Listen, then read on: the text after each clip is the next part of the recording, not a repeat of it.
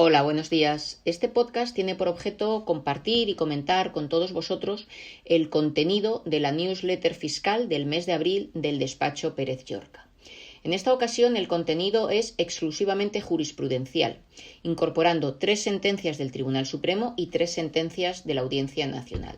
Todas ellas de fecha reciente y todas ellas acreedoras, en nuestra opinión, de un comentario por el interés que comporta.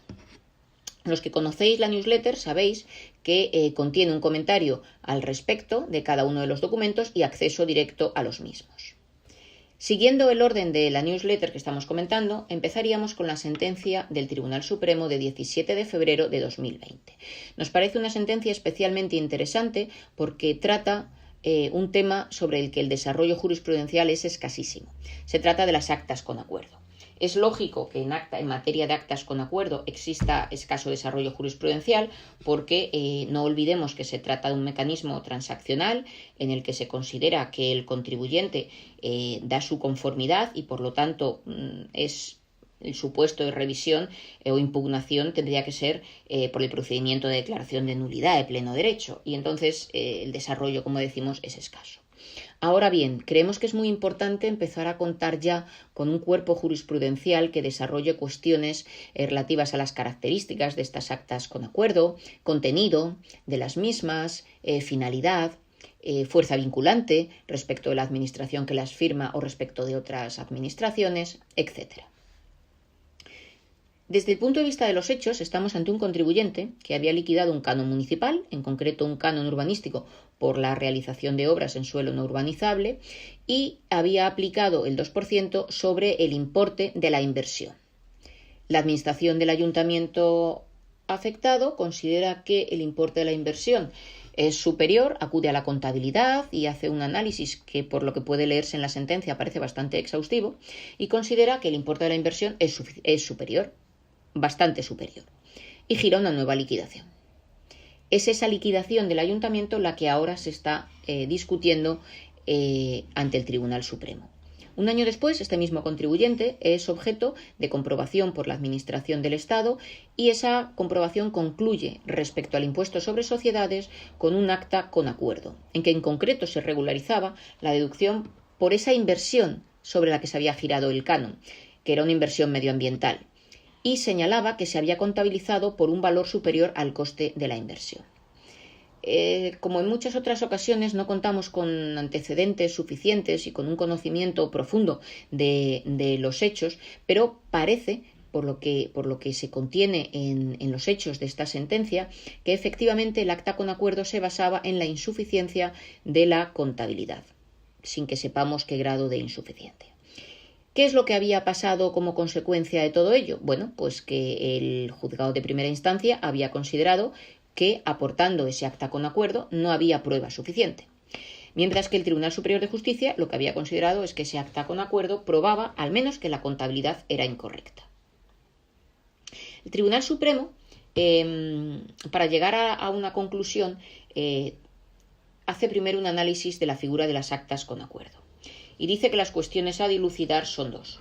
Si el acta con acuerdo firmada por una administración puede hacerse valer frente a otra administración y cuál es el valor o eficacia probatorio que tienen las actas con acuerdo. Y para ello analiza la finalidad de estas actas, ¿no? Y lo analiza desde un punto de vista positivo, es decir, qué finalidad tienen, y desde un punto de vista negativo, qué finalidad no tienen. Desde el punto de vista positivo, dice que la finalidad de las actas con acuerdo es dotar de seguridad jurídica a las partes intervinientes. Y desde el punto de vista negativo dice que la finalidad de las actas con acuerdo no es la de ser un elemento probatorio. En ambas afirmaciones estamos totalmente de acuerdo. Como consecuencia de la segunda, lo que dice es que, como no son un elemento probatorio en sí mismas y no es esa su finalidad, las actas con acuerdo deben analizarse como prueba, pero de acuerdo con las reglas generales de valoración de pruebas.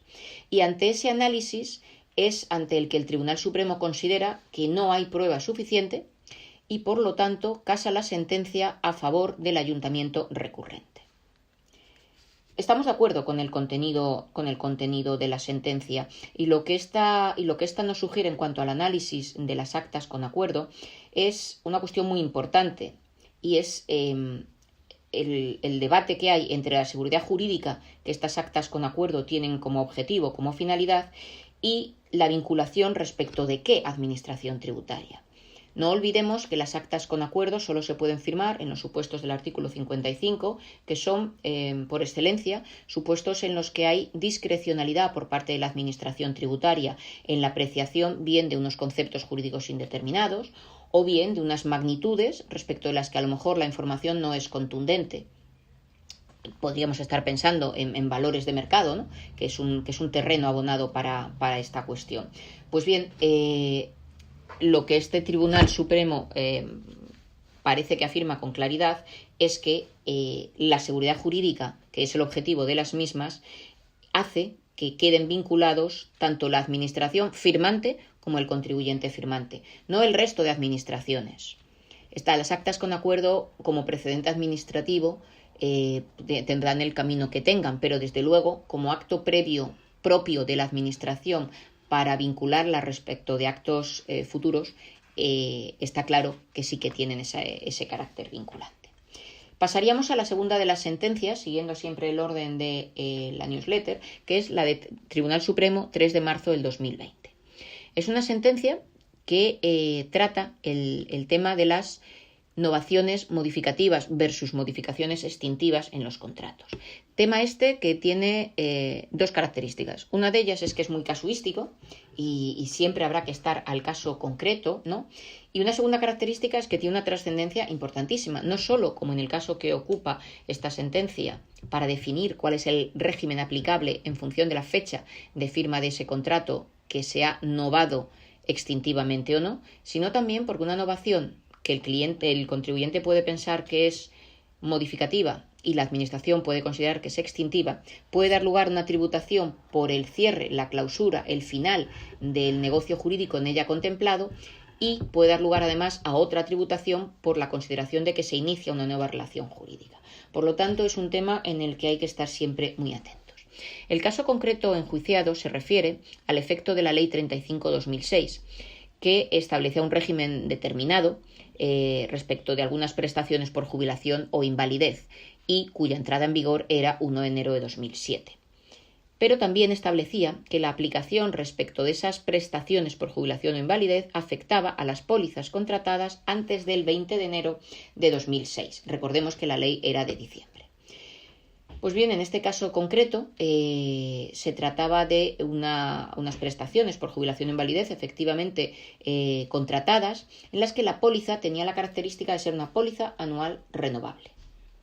Entonces la inspección considera que procede denegar la aplicación de ese régimen porque aunque efectivamente se habían contratado antes de 20 de enero del 2006, se renovaban anualmente y esa renovación anual tenía carácter extintivo, por lo que negaba que el contrato fuera, o el régimen jurídico aplicable fuera el de un contrato firmado antes del 20 de enero del 2006.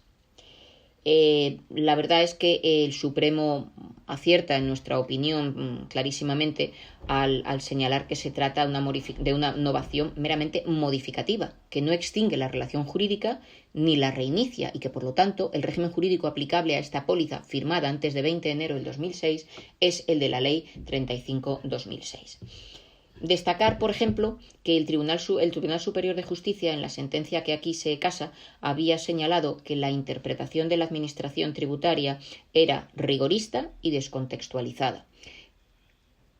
Términos que el Supremo no corrige y que parece que sí que son propios de la calificación que había efectuado la inspección, ¿no? Simplemente en relación con este tipo de modificaciones, estar muy pendiente de cuando no se modifican los elementos esenciales del negocio jurídico al que aplica la novación. La tercera y última sentencia del Tribunal Supremo incorporada en la newsletter es la de 26 de febrero del 2020, en la que el Tribunal Supremo sienta jurisprudencia y declara que la exención de la cuota gradual de actos jurídicos documentados que está prevista para la modificación de préstamos hipotecarios cuando se trata de tipo de interés y o de circunstancias relativas al plazo, es aplicable en una escritura de novación, aunque en la misma se contengan otras cláusulas diferentes de esa modificación del tipo o de esa circunstancia de plazo. decimos que sienta jurisprudencia porque ya había una sentencia al respecto y nos interesa además porque es bastante claro el mensaje que contiene o la dureza del mensaje. Señala el Supremo que no resulta admisible que sin el menor análisis sobre las otras cláusulas incorporadas en la escritura se deniegue la aplicación de la exención. En este caso, además, es que las otras cláusulas incorporadas no tenían el carácter de estar sujetas, ni siquiera sujetas, al impuesto sobre actos jurídicos documentados. Y entraríamos ya en las 3 sentencias de la Audiencia Nacional, la primera de las cuales es la de 28 de diciembre de 2019. En ella, la Audiencia Nacional se pronuncia por primera vez sobre el concepto de operar en el extranjero. Vaya por delante, en el comentario de esta sentencia, que dicho concepto, dicha noción, dicha terminología, no se encuentra en la normativa vigente en el momento actual, pero sí que afecta a una cantidad importante de contenciosos que nos consta están ahora mismo en tribunales, tanto en el Tribunal Central como en la Audiencia Nacional. Y esta es la primera vez que se falla. Los casos habituales son aquellos en los que se aplicaba el 51 del texto refundido de la Ley de Sociedades por tratarse de uniones temporales de empresa que desarrollaban su actuación operando en el extranjero. En este caso se analizaban varias UTEs que la Administración había considerado que no operaban en el extranjero y por lo tanto negaba la aplicación respecto de sus bases imponibles de la exención del artículo 51, ya que en su consideración, en la consideración de la inspección, operar en el extranjero exigía que los medios con los que efectivamente se operara estuvieran en el extranjero.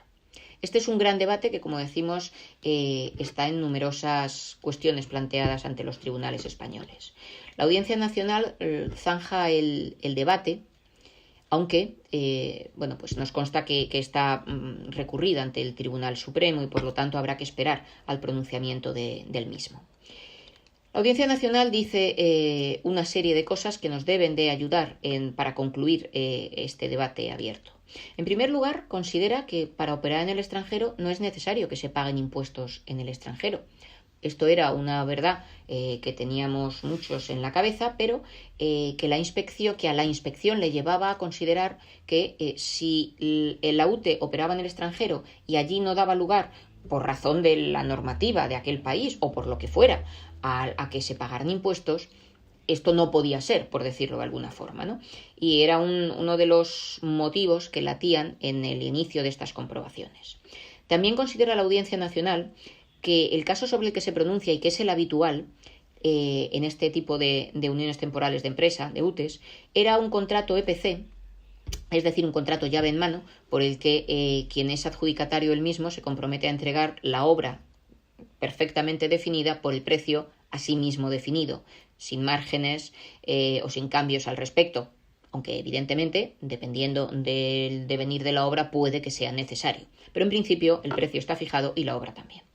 Pues bien, la Audiencia Nacional dice que como estos EPC son un todo indivisible, son un conjunto indivisible de prestaciones, y es justamente por la asunción de una responsabilidad única por el adjudicatario del proyecto. Se enjuiciaban 2 tipos de UTEs, una exclusivamente de aprovisionamiento y otra que contemplaba las fases de diseño e ingeniería de la obra, aprovisionamiento y control de la ejecución de la misma por una entidad local, en este caso por una entidad argentina. Respecto de la UTE que incorpora 3 fases, no puede pronunciarse la Audiencia Nacional porque sencillamente el contribuyente no es capaz de aportar prueba suficiente al efecto, según el criterio de la Audiencia Nacional. Y respecto de la UTE de aprovisionamiento, se pronuncia y dice que lo relevante es que los equipos se pongan a disposición del cliente en el extranjero, cosa que efectivamente ocurría. El pronunciamiento más genérico que contiene es que operar en el extranjero no significa que los medios estén en el extranjero, sino que la obra o el servicio que se preste se ejecuta en el extranjero. Se ejecuta en el extranjero, al margen de donde estén los medios. Este pronunciamiento es fundamental y si lo unimos al que acabamos de realizar sobre que el EPC es un todo indivisible, dará lugar a que, en nuestra opinión, a que cualquier UTE que opera en el extranjero, en el sentido de que ejecuta su obra en el extranjero, ya sea de aprovisionamiento, ya sea de otras fases distintas, deba considerarse que opera en el extranjero si ejecuta, repetimos, su obra en el extranjero. La verdad es que esta sentencia pone de manifiesto una contradicción propia de la Administración tributaria española. Es que cuando tiene que pronunciarse sobre un establecimiento permanente en España, cualquier indicio le parece suficiente. No olvidemos la construcción del asentamiento complejo operativo que tiene la Administración tributaria española. Y en cambio, cuando tiene que pensar que un contribuyente español realiza obras en el extranjero, bueno, pues llega a exigir una presencia en el extranjero de prácticamente todos los medios para considerar que efectivamente no tributa en España. Sabéis que había 2 consultas al respecto que no eran ni muy claras y que además eran contradictorias entre sí. La segunda sentencia de la Audiencia Nacional que incorporamos es la sentencia de 27 de enero de 2020. Además de por su interés, la incorporamos por su actualidad, ya que se refiere a los descuentos en rentas arrendaticias.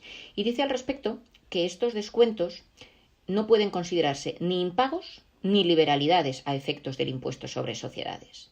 Dice que se trata de una modificación objetiva, extintiva, de la obligación, porque había un pacto de no cobrar determinadas rentas y que justamente para que luego se produjera ese cobro tenía que haber un nuevo pacto. Si no lo había, esas rentas ya no se podían cobrar.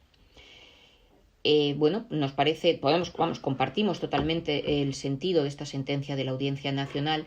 No obstante, debemos recordar que para que una modificación, una innovación objetiva, extintiva de un contrato exista, tiene que cumplir una serie de requisitos. Y aunque el contrato verbal en España es perfectamente válido, tiene que haber una confluencia, un acuerdo de voluntades para que esto se produzca. Y en ocasiones, en el momento actual que vivimos por la crisis del COVID-19, esos pactos tal cual no han tenido lugar. Muchas veces los impagos de renta se han producido porque los arrendadores, muchas veces grandes arrendadores o grandes propietarios, han accedido motu propio a conceder esas moratorias o esas condonaciones totales o parciales, y en otras ocasiones ha habido una solicitud por parte de los arrendatarios que no ha sido contestada, aunque sí ejecutada o no. Por lo tanto, la sentencia es perfectamente compartida por nosotros, pero sí hay que tener en cuenta que habrá otros supuestos en los cuales, si no ha habido acuerdo de voluntades, no pueda ser aplicable esta doctrina.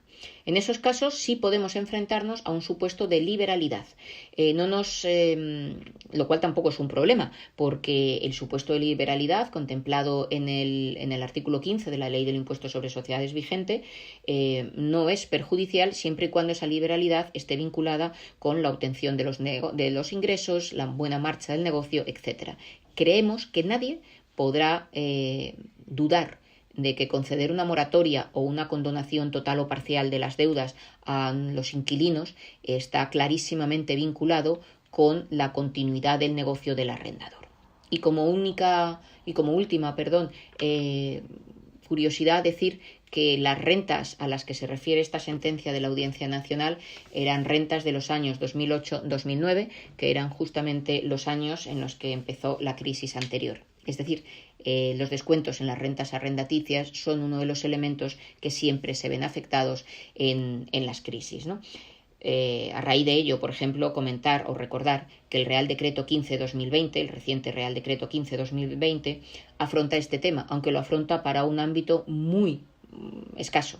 Solamente cuando el arrendatario sea pequeña o mediana empresa o cuando sea autónomo, y solamente cuando el arrendador sea un gran tenedor de inmuebles. En estos casos, pues sí que establece una moratoria obligatoria durante el estado de alarma y durante los meses siguientes con un límite de 4.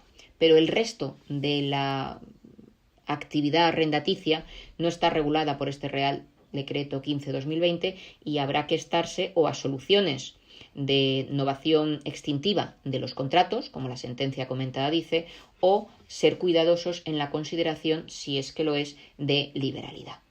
Y por último, nos vamos a referir a la sentencia de la Audiencia Nacional de 26 de diciembre de 2019, que es la última que incorpora nuestra newsletter, que contiene una interesante disertación sobre una cuestión y sobre la que hay cierta jurisprudencia, pero que parece que nunca se acaba de cerrar, que son los efectos preclusivos que los procedimientos de comprobación atribuidos a los órganos de gestión tienen entre sí. Es decir, cuando la Ley General Tributaria atribuye a los procedimientos de comprobación de valores, a los procedimientos de verificación de datos y a las comprobaciones limitadas determinados efectos preclusivos entre sí, siempre resultan cuestiones o siempre surgen cuestiones matizables. En este caso, curiosamente, a estos tres procedimientos se añade un cuarto procedimiento, el de solicitud de rectificación, que si bien no tiene origen en un inicio por parte de la Administración tributaria, sino en un inicio por parte del contribuyente, no obstante, también comporta ciertas facultades de comprobación y, por lo tanto, tienen que analizarse sus efectos preclusivos. En este concreto caso, se analizan los efectos preclusivos de la resolución de la solicitud de rectificación respecto de un procedimiento de verificación de datos. El contribuyente, en este caso, había presentado una solicitud de rectificación que tenía una cierta peculiaridad, y es que en la misma el contribuyente reconocía la existencia de elementos que incrementaban su base imponible y elementos que disminuían su base imponible, por lo tanto, y siendo el resultado un resultado a favor del contribuyente. Por lo tanto, podía perfectamente utilizarse una solicitud de rectificación. También es cierto que hubiera podido utilizarse por el contribuyente una declaración complementaria por lo que al incremento de la base imponible se refiere y una solicitud de rectificación por lo que a los elementos que disminuían la deuda se refiere. Seguramente no hizo compatible ambos procedimientos porque desde el punto de vista de caja hubiera comportado una inmediata salida de dinero por la complementaria y en cambio hubiera tenido que esperar el resultado de la solicitud de rectificación respecto de los elementos que la disminuían. Así que es perfectamente conforme a derecho y lógica la actuación del contribuyente. Cuando los órganos de gestión reciben esta solicitud, lo pasan a informe del Departamento de Inspección. El Departamento de Inspección evacúa un informe que solo se refiere a los elementos que minoran la deuda tributaria y no los considera conformes a derecho porque estaban basados en una consulta vinculante que era de fecha posterior a la autoliquidación y extrañamente dice que es una consulta declarativa, no interpretativa y que no procede su aplicación. Los órganos de gestión hacen suyo el criterio del Departamento de Inspección y evacúan la contestación señalando que no procede la solicitud de rectificación y sin referirse en absoluto a los elementos que incrementaban la base imponible. Y también las alegaciones presentadas inicialmente por el contribuyente solo hacen referencia a los elementos que disminuían y no a los que incrementaban la base imponible. Esta resolución es recurrida ante el Tribunal Económico Administrativo y luego ante tribunales y tiene su vida propia, ¿vale? Hay que decir que se gana por el contribuyente en la medida en la que la Audiencia Nacional considera que en absoluto una consulta tributaria puede prescindirse de que tenga efectos interpretativos y que, por supuesto, esos son los propios de una consulta tributaria. No obstante, dado que la cuestión se encuentra sometida al Tribunal Superior de Justicia de la Unión Europea, hay que esperar el fallo del mismo. Esto es por una parte y no es el objeto realmente de la sentencia que nos ocupa. La sentencia que nos ocupa trae causa de la siguiente actuación de la Administración y es que los órganos de gestión inician un procedimiento de verificación de datos con la propuesta de liquidación al contribuyente consecuencia de los elementos que él mismo ha declarado o ha puesto de manifiesto en la solicitud de rectificación y que incrementaban su deuda tributaria.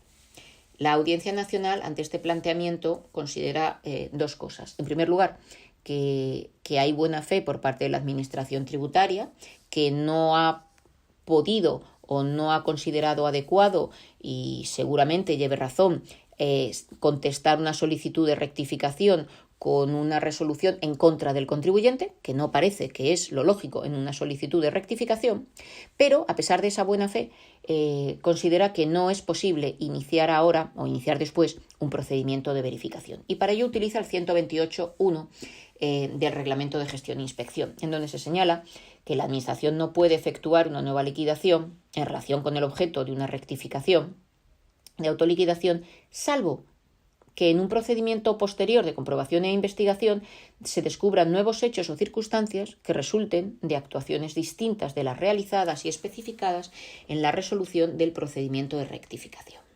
En consecuencia, mantiene que no es correcta la actuación de la Administración tributaria y que el procedimiento de verificación no resulta conforme a derecho. Compartimos totalmente el criterio de la Audiencia Nacional, si bien creemos que el artículo 128.1 podría plantear dos dudas o dos problemas en su aplicación en esta sentencia. Por una parte, prohíbe una nueva liquidación, pero justamente eso, una nueva liquidación, porque parece considerar o parece partir de que en la solicitud de rectificación ha concluido con una liquidación inicial y es esa la que no puede vulnerarse o rectificarse posteriormente por otro procedimiento. Y segundo, porque realmente lo que dice es que no puede hacerse salvo una actuación de comprobación e investigación que resulte de actuaciones distintas de las realizadas y especificadas en la resolución del procedimiento de rectificación. Y en nuestra opinión, y por lo que se puede ver en la sentencia respecto del expediente, no se realizó en el procedimiento de solicitud de rectificación ninguna actuación. Esas serían dos posibles pegas a la aplicación del artículo 128.1 en este caso concreto. Aunque, como decimos, compartimos el resultado o el criterio de la Audiencia Nacional. A ello añadimos que, en nuestra opinión, lo que debió hacer la Administración tributaria es lo que el 128.3 del propio reglamento dispone. Y es que, pues, cuando el obligado tributario inicia un procedimiento de rectificación de su autoliquidación, si se inicia una actuación de comprobación, finaliza la solicitud de rectificación y ya se resuelve la misma en el procedimiento de comprobación e investigación. Eso es lo que seguramente debió hacer, en nuestra opinión, el órgano de gestión. A este respecto, sobre la aplicación del 128.3, no se pronuncia la audiencia. Pero esta sentencia es además especialmente curiosa por el pronunciamiento que mantiene la Audiencia Nacional respecto de